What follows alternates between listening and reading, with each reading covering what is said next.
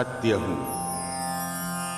मनुष्य असत्य पर असत्य वचन अपने जीवन में बोलते रहते हैं और आंतरिक सुख की कामना भी करते रहते हैं, किंतु मनुष्य आंतरिक सुख की प्राप्ति कभी नहीं कर पाता। इसलिए समय रहते मुझ सत्य का आंचल थाम लो। सत्संग में शिव पार्वती कथा के मध्य श्री गणेश कलाधर का रूप धर वहां आते हैं और शिव पार्वती को आदर्श माता पिता बताते हैं। मन भावन भजन की प्रस्तुति पर वहां उपस्थित श्रीनाथ व रागेश्वरी कलाधर की प्रशंसा करते हैं। कलाधर को आश्रयहीन जान और स्वयं संतानहीन होने के कारण वे उसे अपने घर ले जाते हैं। घर आकर श्रीनाथ पिता ब्रजवल्लभ से कलाधर के गायन की प्रशंसा कर उसका परिचय देते हैं। रागेश्वरी ससुर से कलाधर को पुत्र रूप में अपने घर में आसरा देने की आज्ञा प्राप्त करती है।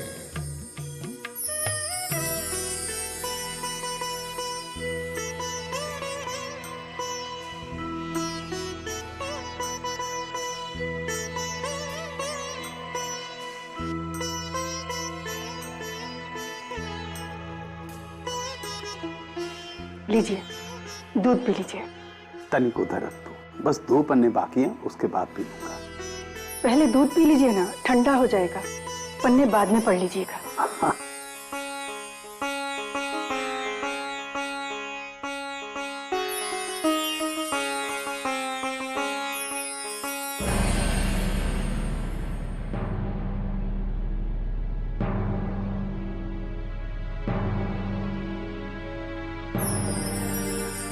कैसी रही यात्रा?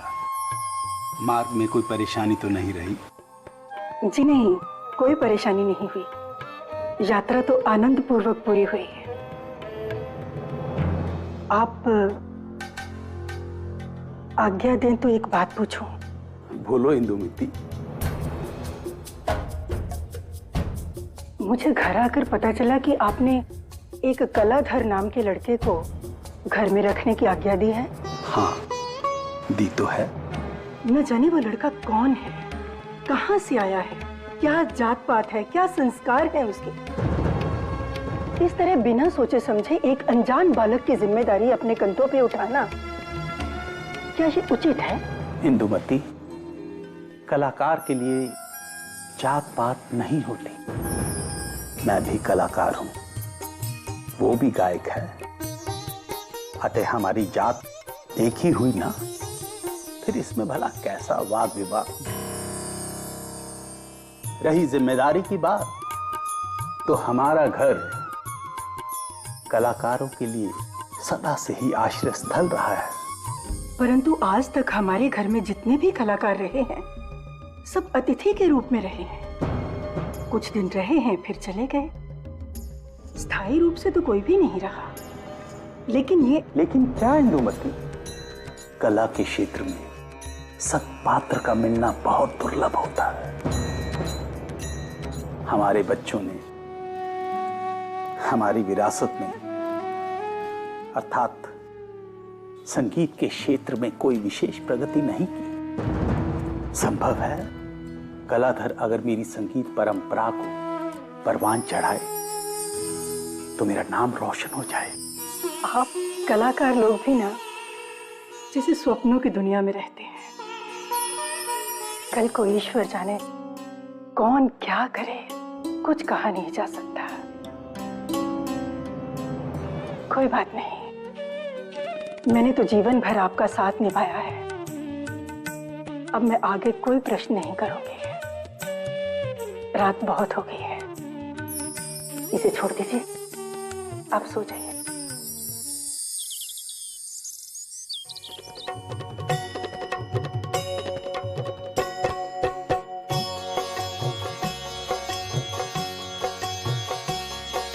जय गणेश जय गणेश जय गणेश देव।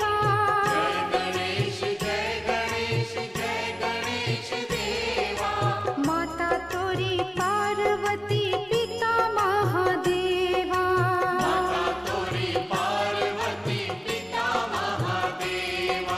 जय गणेश जय गणेश जय गणेश देवा।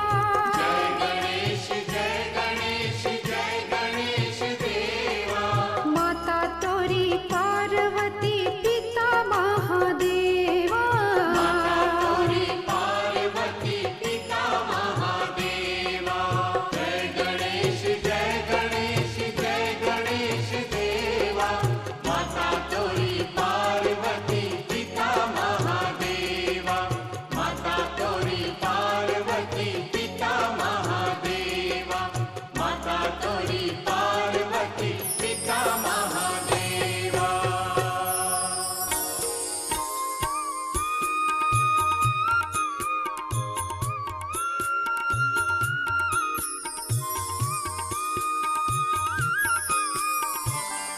अरे, क्या तुम ही हो कलाधर? हाँ माते, आपके परिवार का एक साधारण सा सदस्य, आपका सेवक। संगीत की लालसा ने मुझे उचित स्थान पर पहुंचा दिया। इंदुमती, तू भी न जाने क्या क्या सोच विचार कर लेती है। ये बालक तो बड़ा ही होनहार है। मेरे पति देव की आंखें कभी धोखा नहीं खा सकती।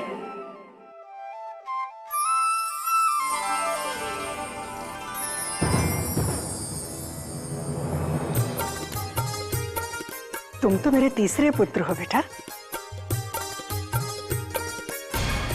ये घर तुम्हारा ही है, किसी चीज के लिए संकोच मत करना।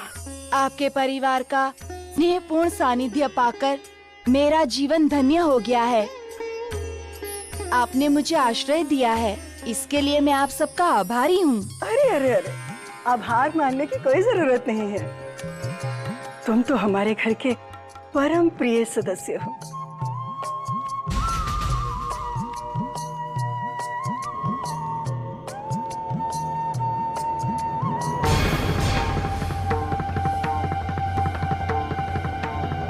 मैं तो बस कहने के लिए इस घर की बड़ी बहू हूँ, लेकिन इस घर का कोई भी व्यक्ति मेरी भावनाओं की ओर कोई ध्यान नहीं देता है। भाग्यवान, ऐसा क्या हो गया?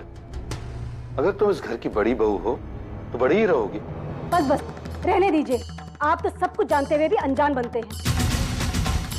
अरे कल ही की तो बात है ना, एक अनजान लड़के के लिए घर वालों ने आंखें मीच कर घर के सारे दरवाजे खोल दिए हैं। मैं समझा नहीं कि तुम क्या कहना चाहती हो। अरे कलाधर नाम का लड़का है ना, जिसे रागेश्वरी और उसका पति इस घर में ले आए हैं, और आपके पूज्य माताश्री और पिताश्री ने उसे यहाँ ठाट से रहने की आज्ञा दे दी। और इतना ही नहीं, जैसे रागेश्वरी का खुद का जाया बेटा हो, उसे इस तरह का सम्मान दिया जा रहा है। और उस लड़के को इस घर में लाने से पहले आपसे और मुझसे पूछा तक नहीं गया। इस घर में बड़ों की यही इज्जत रह गई है। भाग्यवान, थोड़ा मन बड़ा रखो। बच्चे तो भगवान का रूप होते हैं, और फिर कलाधर तो जन्मजात गुणी बालक है, जिसमें गुणों की अधिकता हो। समझना चाहिए उसमें दैवत्व की अधिकता है। अगर ऐसा बालक हमारे यहाँ रहता है तो इसमें परिवार की भलाई है। आप भी घर वालों के स्वर में स्वर मिलाकर बेसुरा राग अलाप रहे हैं। अब ये क्यों नहीं समझते, इस घर में सिर्फ रागेश्वरी की चलती है। वो जो चाहे कर लेती है, और उसके किए धरे में कोई उंगली तक नहीं उठाता है। और हमें तो सिर्फ हुक्म मिलता है। कलाधर इस घर में परिवार के सदस्य की तरह रहेगा। ये भी कोई बात हुई? मैं कलाधर को इस परिवार का सदस्य कभी नहीं मानूंगी। वो लड़का कौन है, कहां से आया है, उसकी जात पात क्या है, और किस उद्देश्य से इस घर में आया है, आपने कभी इन प्रश्नों पर सोचा है? देख लीजिएगा, एक दिन दांव पड़ते ही इस घर का सफाया करके चला जाएगा, और पूरा परिवार किसी बहुत बड़ी समस्या में फंस जाएगा। शुभ शुभ बोलो मृदुला। एक नादान बालक के प्रति तुम्हारी ये निषेध परक सोच तुम्हारे मानसिक दिवालेपन को दर्शाती है। कलाधर के प्रति तुम्हारे कथन से मैं बिल्कुल सहमत हूं, और नहीं मैंने ऐसे ओछे विचारों को अपने मन में कभी जगह दी। आप तो मुझे तुच्छ विचारों वाला ही समझेंगे ना। कड़वा सच किसी को नहीं पचता है। आप तो अपने माता पिता और उस चालाक लोमड़ी रागेश्वरी और अपने धूर्त भाई के पैरोकारी बने हुए हैं ना।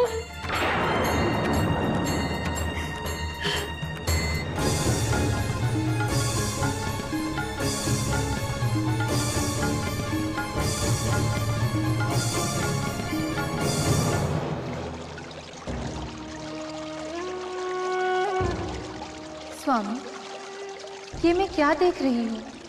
हमारा पुत्र गणेश लोगों के कल्याण और मंगल के लिए धरती पर गया है और उसके प्रति ऐसी सोच विचार।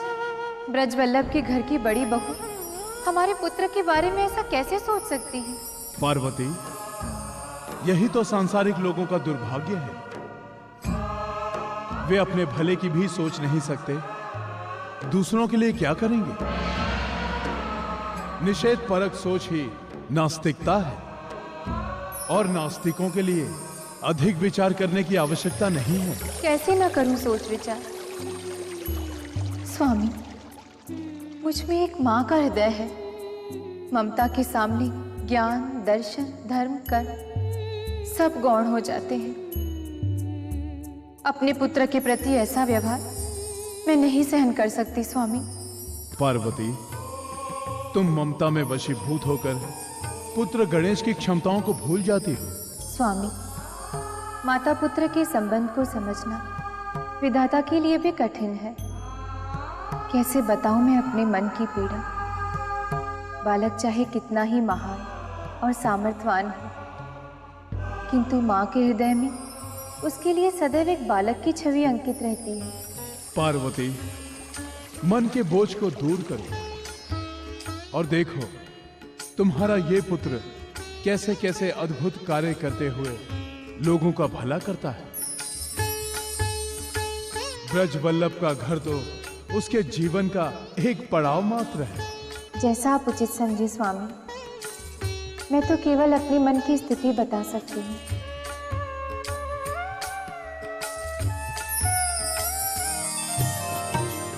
धन्य है प्रभु आप, और धन्य है आपकी लीला। आपकी कृपा से मुझे कलाधर जैसा बालक मिला है और आपके इस आशीर्वाद को मैं हमेशा अपने सीने से लगा के रखूंगी।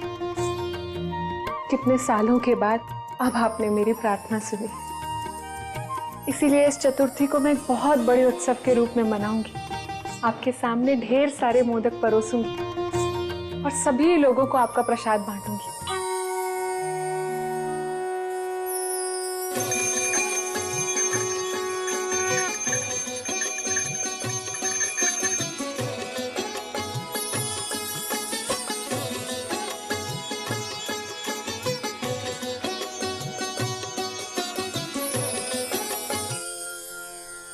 अरे माँ जी आप? हाँ, तुम्हारा उत्साह और भक्ति भाव देखकर चली आई। मैंने सोचा कि मैं भी अपनी बच्ची की खुशियों में शामिल हो जाऊं। तुम्हें और श्रीनाथ को भगवान गणेश जी हमेशा प्रसन्न रखें। माँ जी, मैं सोच रही थी कि इस बार बेटा, कुछ कहने की जरूरत नहीं, मैंने सब सुन लिया है। मैं उत्सव की तैयारियां शुरू करती हूँ।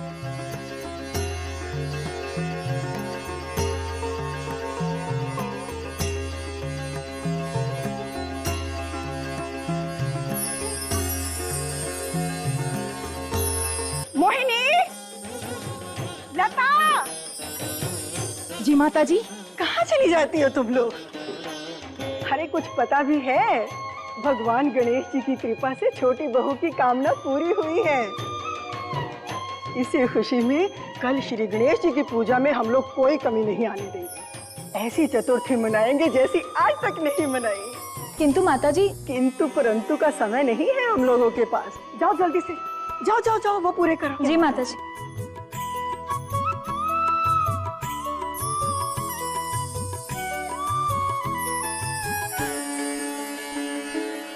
माता जी, प्रणाम माता। हाँ, खुश रहो बेटा। बहुत प्रसन्न दिखाई दे रहे हो, क्या बात है? माता जी मैं बहुत प्रसन्न हूँ। कलाधर का हमारे घर आना अति शुभ है। देखिए ना, उसके घर आते ही मुझे एक शुभ संदेश मिला है। अच्छा, मुझे अवंतिका जाने का अवसर मिल गया माता जी। अब वहां जाकर मैं अपनी गायन विद्या को नई ऊंचाई दे पाऊंगा। अरे वाह! मुझे पूरे 1 वर्ष अवंतिका में रहना होगा।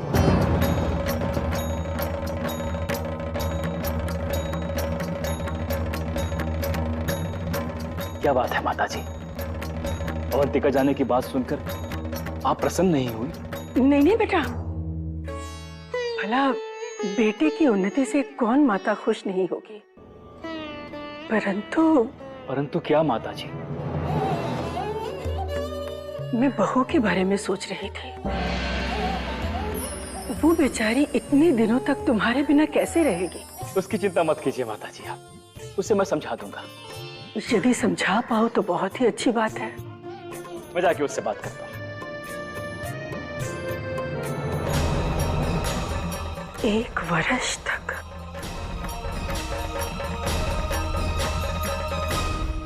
रागेश्वरी, रागेश्वरी, रागेश्वरी, रागेश्वरी, अरे अरे अरे अरे अरे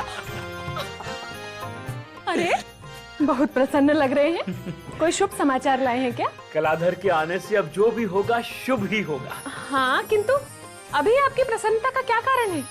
आओ इधर आओ, बैठो बैठो बैठो, बताता हूँ। रागेश्वरी, मुझे अवंतिका जाने का अवसर मिल गया है। सच? हाँ, अभी अभी सूचना मिली है। रागेश्वरी, वहां मैं बड़े बड़े आयोजनों में भाग लूंगा। दूर दूर तक मेरे गायन की चर्चा होगी। मेरी कला को एक नया विस्तार मिलेगा। और देखना, इस 1 वर्ष में मैं एक महान गायक के रूप में स्थापित हो जाऊंगा।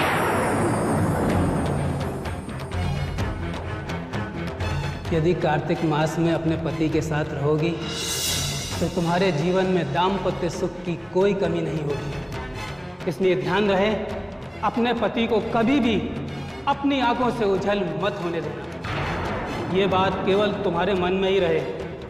यदि ये बात किसी और के कानों में पड़ी तो इसके बहुत ही भयंकर परिणाम होंगे।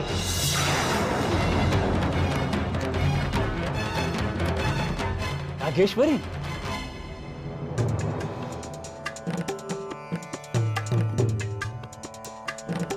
नहीं स्वामी, आप नहीं जा सकते। रागेश्वरी, तुम क्या कह रही हो? इतने बड़े अवसर को जाने दो। क्या जीवन में ऐसे अवसर बार बार आते हैं? हम जानते हैं, किंतु हमारे मन में बहुत आशंकाएं आ रही हैं। न जाने क्या होगा। अपने मन को इतना दुर्बल मत बनाओ। ईश्वर भी उन्नति के मार्ग बार बार नहीं देता है रागेश्वरी। बार बार वो हमारी प्रार्थना नहीं सुनेगा। पता नहीं ऐसा अवसर पर जीवन में आए ना आए।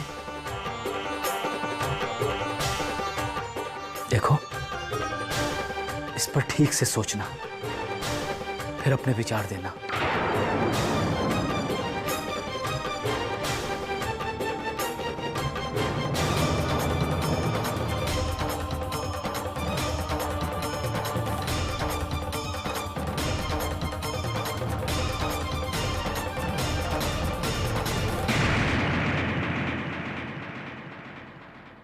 क्या है?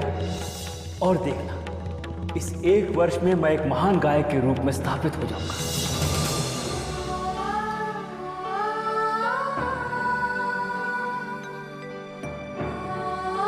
अपने मन को इतना दुर्बल मत बनाओ। ईश्वर भी उन्नति के मार्ग बार बार नहीं देता है रागेश्वरी।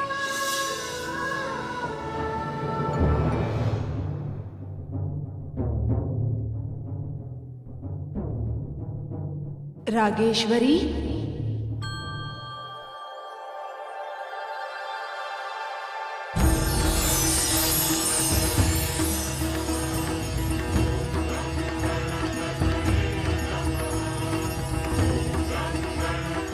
प्रभु आप? मुझे तो विश्वास ही नहीं हो रहा कि आप स्वयं मेरे पास। आप निश्चल हृदय की हैं। आपको चिंता में देख मैं आपके पास आ गया। तो क्या मेरे पति? आपके पति आपको छोड़कर कहीं नहीं जाएंगे। आपका कुछ भी अहित नहीं होगा।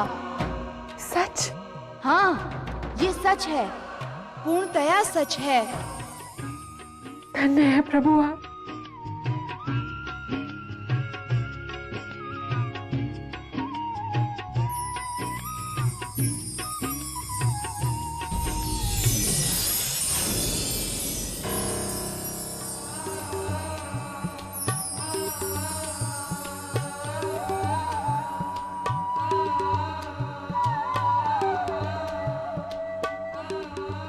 ये कैसी लीला है आपकी प्रभु?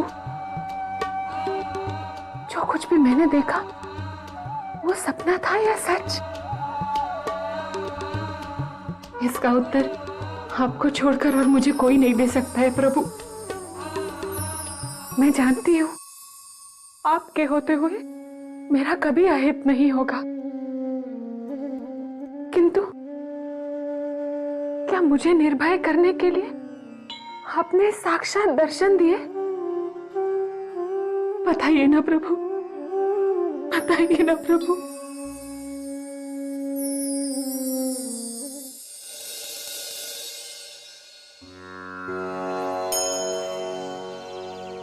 वक्रतुंड महाकाय सूर्यकोटि समप्रभा निर्विघ्नं कुरु मे देव सर्वकार्येषु सर्वदा।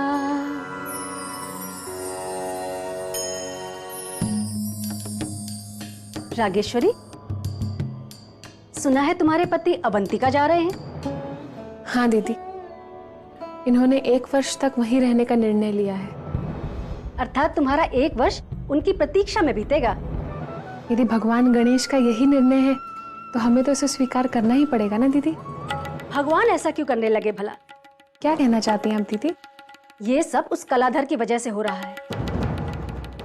मैं तो उसे देखते ही समझ गई थी कि उसके पैर इस घर के लिए अपशकुन है। अब तुम ही देख लो ना, इस घर में जो भी हो रहा है और आगे जो भी होगा वो सब उस कलाधर के कारण ही होगा। तुम अपने पति से दूर हो जाओगी, वो भी 1 वर्ष के लिए। अब पता नहीं फिर वो बाद में वापस लौटकर आएंगे भी या नहीं। चुप रहो मृदुला।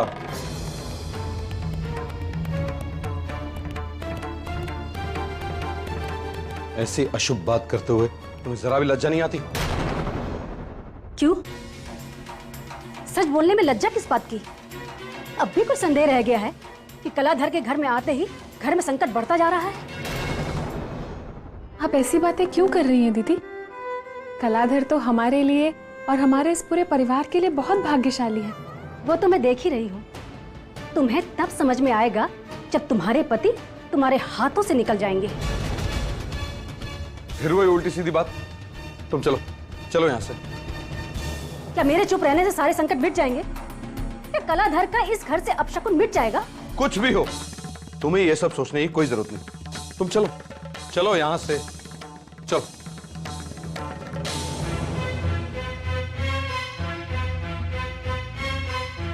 तुम्हें मैंने कितनी बार समझाया है कि एक निर्दोष को अनावश्यक दोष मत दो। मैं तो किसी भी तरह चुप हो जाऊंगी, परंतु आपको बता देना चाहती हूँ, यदि इस बालक को इस घर से नहीं निकाला गया ना, तो कोई भी बहुत बड़ा अनर्थ हो सकता है। चाहे कुछ भी हो, तुम चुप रहो। आप तो मुझे ही चुप कराएंगे ना, और स्वयं अपने भाई के पैरोकार बने हुए हैं। तुम समझने की कोशिश क्यों नहीं करती?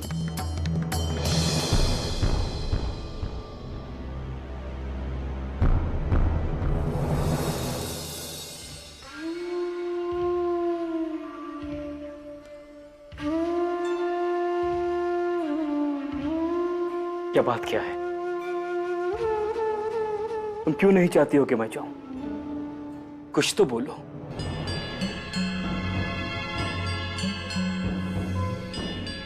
क्यों रोए जा रही हो तुम रागेश्वरी? तुम्हारे ये आंसू, ये चुप्पी मुझसे नहीं देखी जा रही है। कुछ तो बोलो।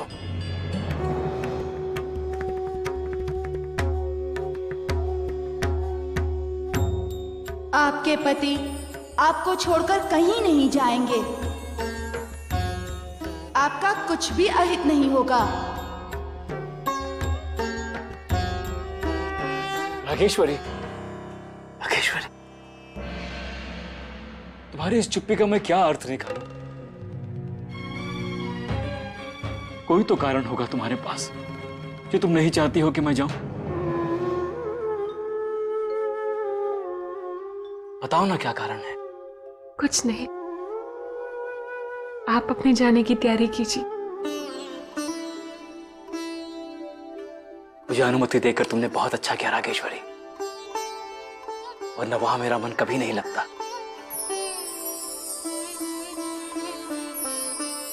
माताजी, आपकी यही इच्छा है ना कि पिताश्री यहाँ से ना जाए? तो बस आप समझ लीजिए कि ऐसा ही होगा। बस मृदुला, बस बहुत बोल लिया तुमने। अब मेरी बात ध्यान से सुनो। हम सब ने कलाधर को इस घर में स्वीकार किया है और वो यहां से कहीं नहीं जाएगा। अरे अब आप कहाँ जा रहे हैं? आप मेरी बातें इस तरह से अनसुनी करके कहीं नहीं जा सकते हैं। मालिक, मालिक, मालिक। अरे तुम लोग यहाँ क्या कर रहे हो? मालिक, हम लुट गए मालिक, सब कुछ हाथ से निकल गया। क्या हुआ? ये क्या कह रहे हो? हाँ मालिक, अमृतनगर पहुंचने से पहले ही हमारा अनाज ले जा रहे लोगों पर डाकू ने हमला कर दिया मालिक। क्या? हाँ मालिक, हमारा सारा अनाज लुट गया, एक दाना भी नहीं बचा। हे भगवान, अभी और क्या क्या देखना बाकी है। ये कैसी पट्टी पड़ी है आप लोगों के आंखों पर। तुम लोग जाओ यहाँ से। जी मालिक। जी मालिक।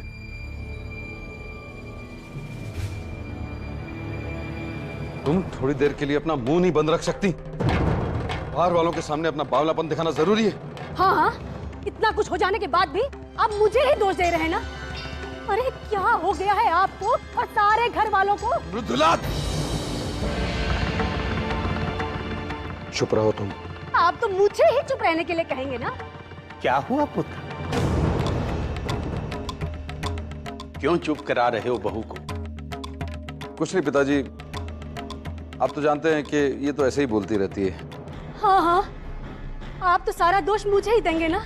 अब सारा अनाज लुट जाने के बाद भी मैं ही तो दोषी हूँ ना इस घर में। देवनाथ, क्या कह रही है बहू? पिताजी वो हमारा अनाज। क्या हुआ अनाज? अमृतनगर पहुंचने से पहले जो लोग हमारा अनाज ले जा रहे थे उन्हें डाकुओं ने लूट लिया और सारा अनाज ले गए। एक दाना भी नहीं बचा पिताजी, एक दाना भी नहीं। क्या? पिताजी!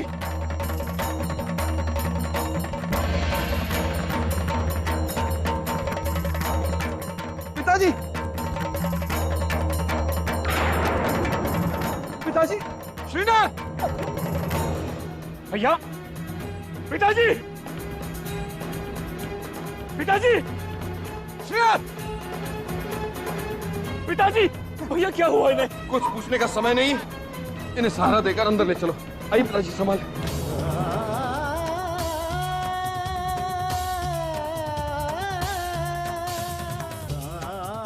माताजी!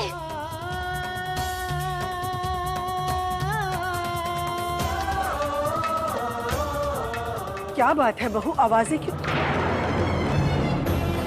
माताजी, पिताजी को अचानक ये देखिए। क्या हुआ आपको? क्या हुआ आपको?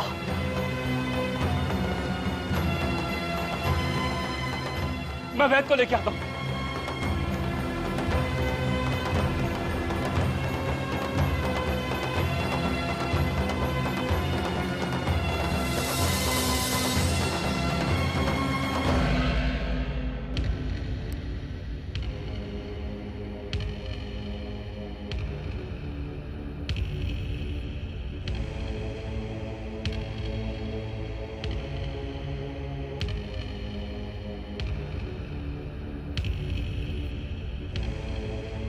इन जड़ी बूटियों का लेप बना कर ले आओ। जी रागेश्वरी। इनके हृदय का रक्त संचार अचानक कम हो गया है। लगता है इन्हें गहरा आघात पहुंचा है। कहा तो मैं पिताजी को ये शुभ संदेश देने जा रहा था कि मुझे इतना अच्छा अवसर मिला है। कहा पिताजी को इतना बड़ा आघात लग गया। सब ठीक हो जाएगा। ईश्वर सब देखता है।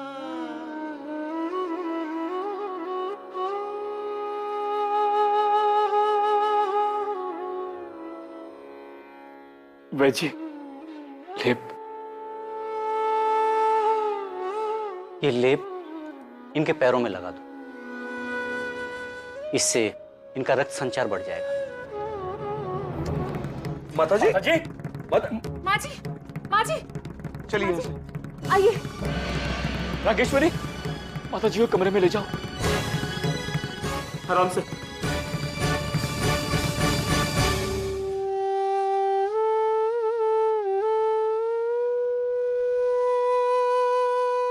चलिए वैद्य जी, मैं छोड़ता हूं।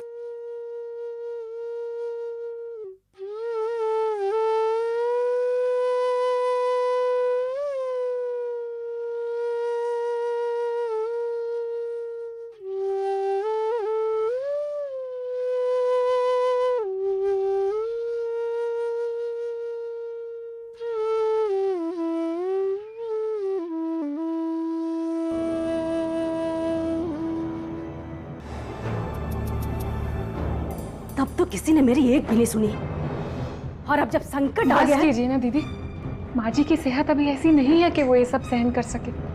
बर्दाश्त तो मैं भी नहीं कर सकती, लेकिन क्या उस समय मेरी किसी ने एक भी सुनी थी? हाँ, जाने सबको उस बालक में क्या दिखाई देने लगा। अरे अभी तो कुछ भी नहीं हुआ है। मैं कहती हूँ ना, ये बालक इस घर में ऐसा अपशकुन लेकर आया है ना। बहू, चुप करो। अरे तुम्हारी जीभ भी नहीं कांपती किसी बेसहारा के लिए इस तरह बोलते हुए? हाँ हाँ, सारे अपराध की जड़ मैं ही तो हूँ। नहीं दीदी, आप ऐसा मत सोचिए। घर में ऐसे कलह से पूजा में बाधा आती है। नहीं बेटा, पूजा पाठ से तो सब संकट समाप्त हो जाते हैं। तुमने जैसा सोचा है ना, बिल्कुल वैसी ही पूजा होगी। भगवान गणेश जी की कृपा से सब ठीक हो जाएगा, तू चिंता मत कर। मैं भी यही सोच रही थी माँ जी, गणेश जी की कृपा से कलाधर को भी इस घर में सब स्वीकार कर लेंगे। हाँ बेटा।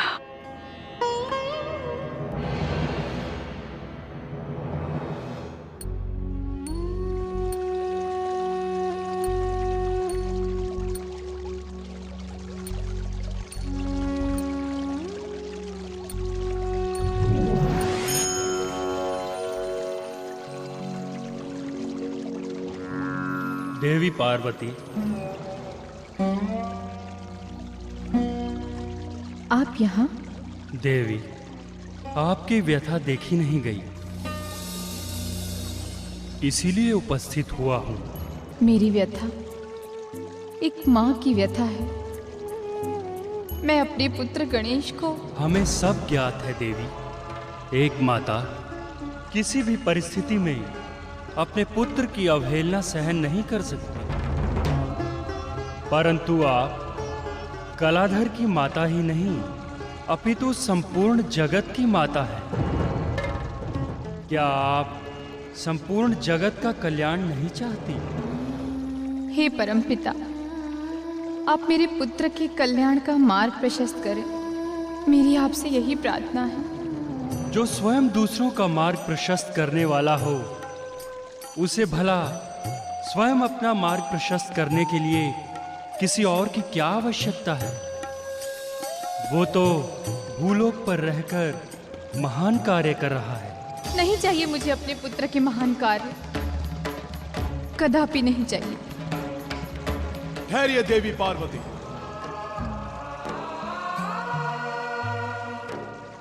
एक माता को समझना बहुत कठिन है ब्रह्मदेव।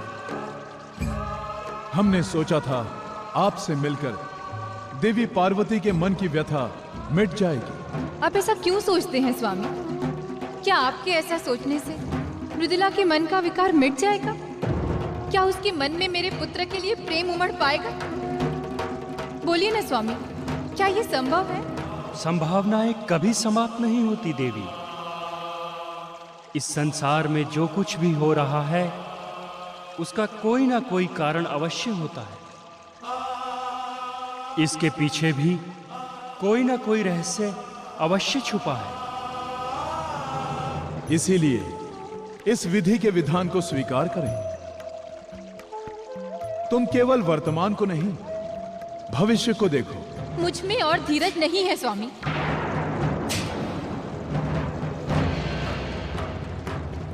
अब मैं और प्रतीक्षा नहीं कर सकती, नहीं कर सकती।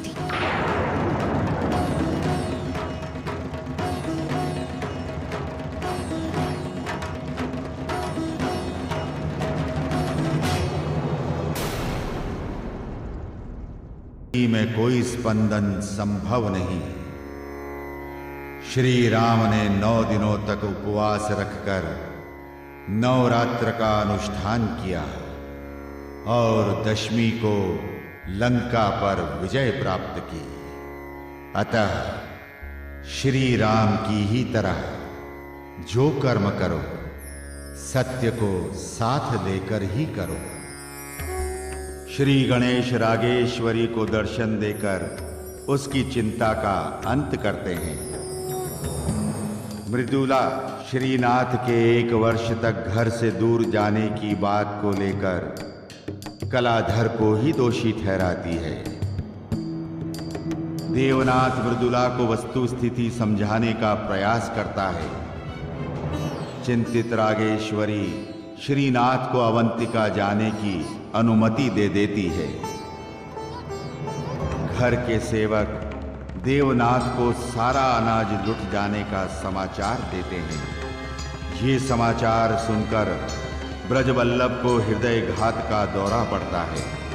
वैद्य ब्रजवल्लभ का उपचार प्रारंभ करते हैं। कैलाश पर पुत्र वियोग में व्यथित पार्वती परमपिता ब्रह्मा तथा भगवान शिव के सांत्वना देने पर भी संतुष्ट नहीं होती।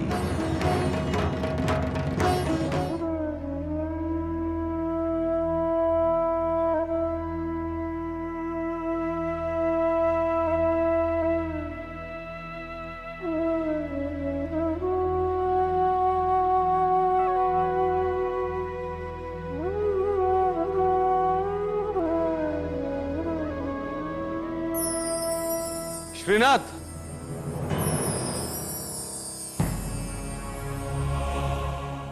मैं तुम्हें ही खोज रहा हूं। श्रीनाथ, पिताजी जल्दी ठीक हो जाएंगे। वैद्य जी ने कहा है कि कुछ ही क्षण में औषधि का प्रभाव दिखाई देने लगेगा।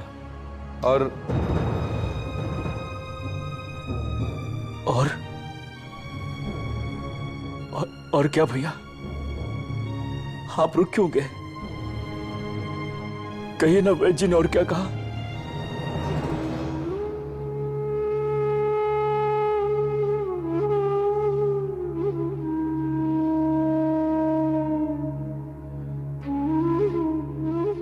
तुम रो रहे हो? ऐसे समय में धैर्य से काम लेना चाहिए। और वैद्य जी ने बड़े विश्वास से कहा है कि उनकी औषधि के प्रभाव से पिताजी स्वस्थ हो जाएंगे। तुम अवंतिका जाने की तैयारी करो। नहीं भैया, ऐसे समय में मैं अवंतिका जाने के बारे में सोच भी कैसे सकता हूं? घर परिवार क्या कहेगा, समाज क्या सोचेगा भैया? और यदि इतना अच्छा अवसर हाथ से निकल गया तो क्या होगा? और यदि देर हो गई जाने में तो जाने का कोई अर्थ ही नहीं रहेगा। मैं जानता हूं भैया, पर क्या करूं, साहस नहीं हो रहा है।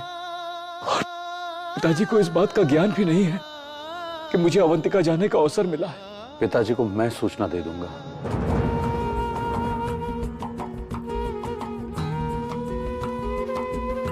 ये परीक्षा की घड़ी है श्रीनाथ। प्रभु भी बहुत सोच समझकर ऐसी परिस्थितियां खड़ी करता है। तुम बुद्धिमान हो, ठीक से सोच लो कि इस परीक्षा की घड़ी में तुम्हें क्या करना चाहिए। और रही पिताजी की बात, तो उनकी सेवा में हम कोई कमी नहीं करेंगे।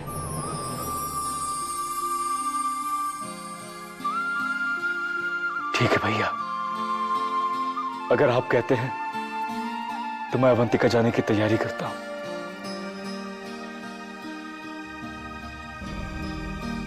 कुछ ही क्षणों में विशंबर आता होगा, मैं उसके साथ चला जाता हूं। मैं जाकर देखता हूं पिताजी का स्वास्थ्य सुधरा कि नहीं।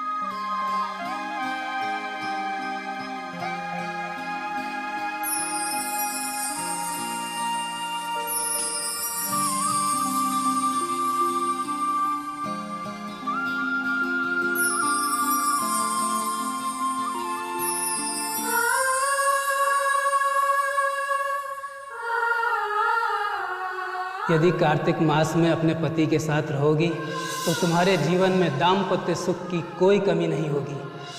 इसलिए ध्यान रहे, अपने पति को कभी भी अपनी आंखों से ओझल मत होने देना।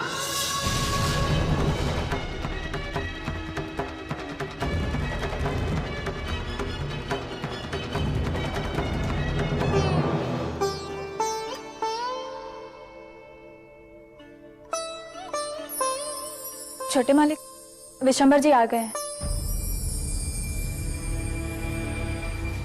ठीक है, उन्हें अतिथि कक्ष में बिठाओ, मैं आता हूं। जी मालिक।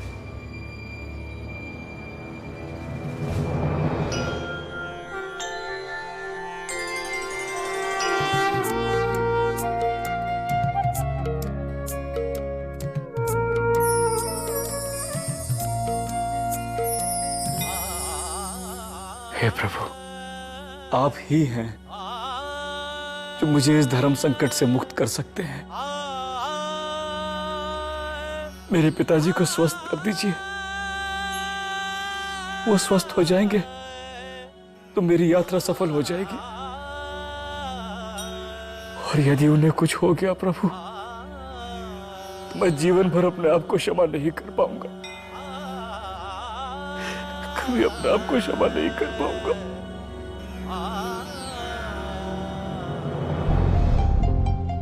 रागेश्वरी कहां रह गई? कलाधर, कलाधर,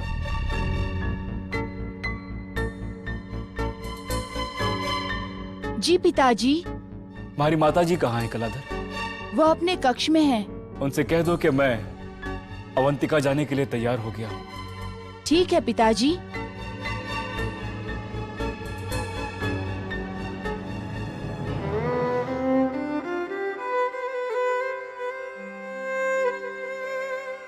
इस बालक की रक्षा करना प्रभु। इसे यहां केवल आपके भरोसे छोड़कर जा रहा हूं मैं। इसकी रक्षा करना। हे प्रभु, मुझसे ऐसी कौन सी भूल होगी जो आपने मुझे इस धर्म संकट में डाल दिया है प्रभु। ना तो मैं अपने पति की खुशी में उनका साथ दे सकती हूँ और ना ही वो मेरी व्याकुलता को समझ सकते। मुझ पे कृपा कीजिए प्रभु, मेरे पति को जाने से रोक लीजिए प्रभु, रोक लीजिए उन्हें। माताजी, माताजी, पिताजी कह रहे हैं कि वो अवंतिका जाने के लिए तैयार हैं। माताजी, आप किन विचारों में पड़ गई? कुछ नहीं बेटा, बस यूं ही।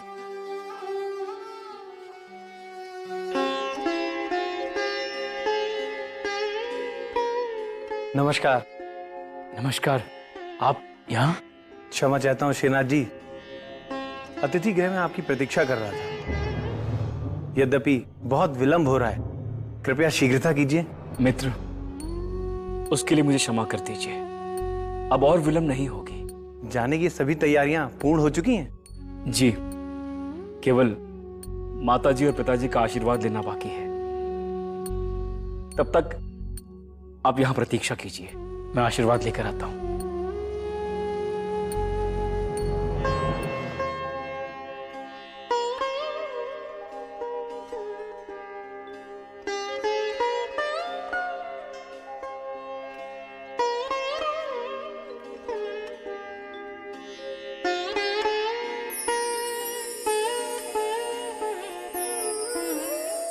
मुझे तो समझ में नहीं आ रहा, आपको इतनी रात को जाने की क्या जल्दी है? नगर सीमा के अतिथिशाल्य में मेरे मित्र मेरी प्रतीक्षा कर रहे हैं। मैं वहां से उनके साथ भोर होने पर ही प्रस्थान करूंगा।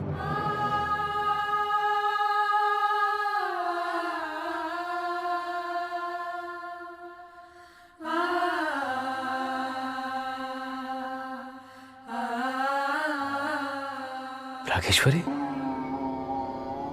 अपने पति को आंसुओं के साथ विदा करोगी?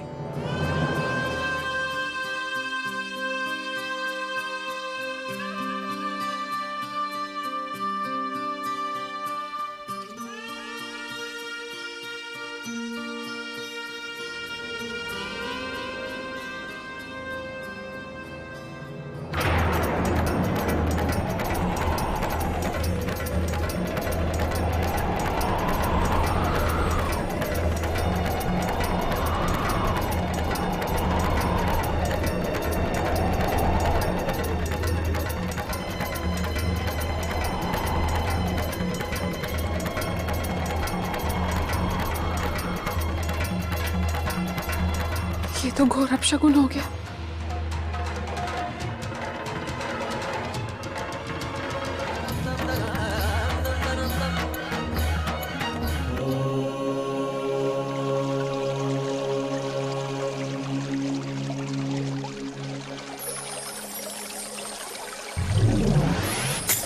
नारायण नारायण। प्रणाम महादेव। अनर्थ, घोर अनर्थ, घोर अनर्थ हो रहा है महादेव। आप तो अपनी ध्यान मुद्रा में इतने लीन हो जाते हैं कि समस्त जगत को भूल जाते हैं। आप तो ये भी भूल गए कि आप ही का पुत्र गणेश कलाधर के रूप में पृथ्वी लोक में लांछनाओं से जूझ रहा है। कैसी लांछनाएं देवऋषि? हे महादेव, सब कुछ जानते हुए भी आप अनजान क्यों बन रहे हैं? जिसे आपने विघ्नहर्ता के रूप में धरती पर भेजा है, वही विघ्नों का कारण माना जा रहा है। किसी के दोषारोपण से विघ्नहर्ता का स्वरूप नहीं बदल सकता देवऋषि। विघ्नहर्ता सदैव विघ्नहर्ता ही रहेगा। हे महादेव, मैं वर्तमान की बातें कर रहा हूं। ब्रिजवल्लभ के घर में कलाधर का रह पाना असंभव सा प्रतीत होता है। मृदुला के दोषारोपण से कलाधर का बच पाना संभव नहीं दिखाई देता।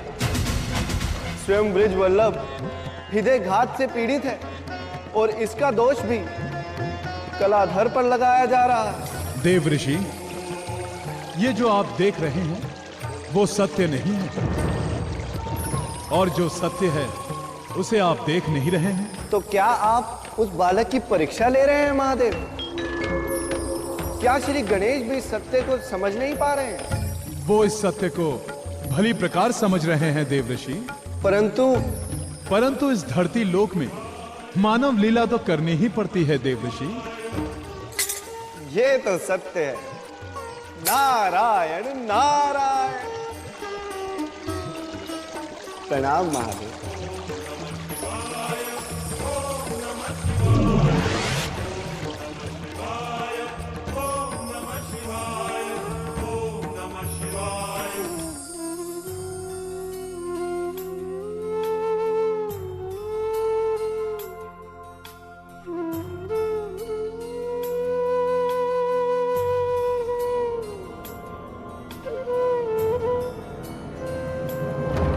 ब्रजवल्लभ जी, आप ठीक तो है ना? वैद जी, क्या हुआ इन्हें? आप कुछ बोलते क्यों नहीं? मेरी बात का जवाब दीजिए, क्या हुआ इन्हें?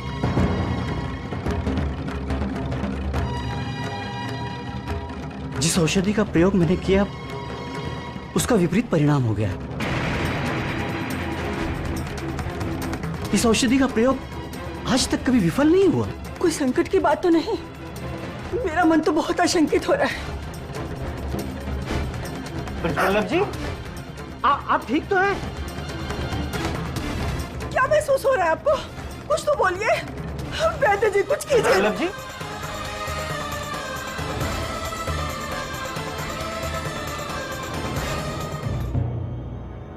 श्रीनाथ,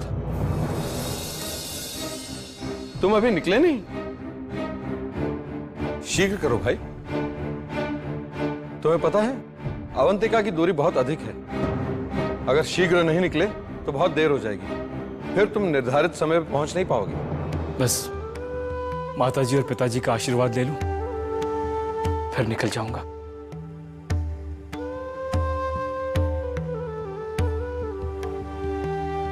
शंबर जी, बस कुछ क्षण और, फिर हम चलेंगे। रागेश्वरी!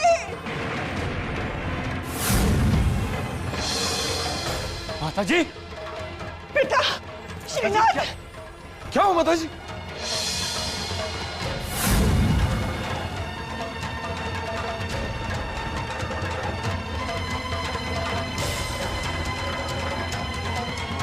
तुम्हारे पिताजी की क्या हुआ पिताजी को? क्या हुआ उन्हें? पिताजी की हालत बहुत खराब है। क्या कह रही हैं आप? पिताजी!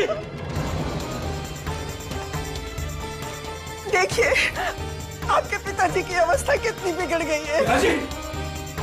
पिताजी! पिताजी!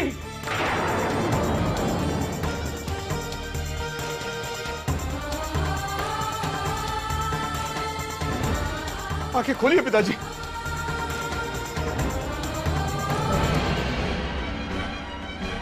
ना जाने किसकी नजर लग गई है मेरे घर को। पिताजी का ये हाल हो गया है। भगवान के लिए कुछ मत बोलो मृदुला। जो कुछ भी होता है ईश्वर की इच्छा से होता है, और ईश्वर की इच्छा में हम हस्तक्षेप नहीं कर सकते।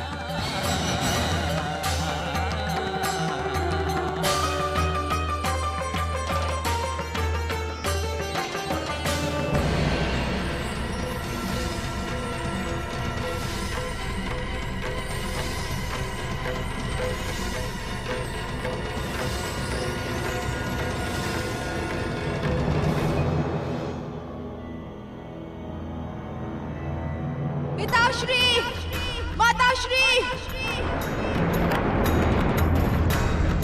पिताश्री, माताश्री,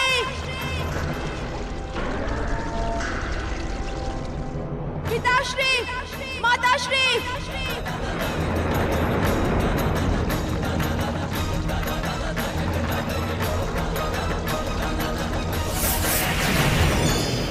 पिताश्री, माताश्री, पिताश्री, माताश्री।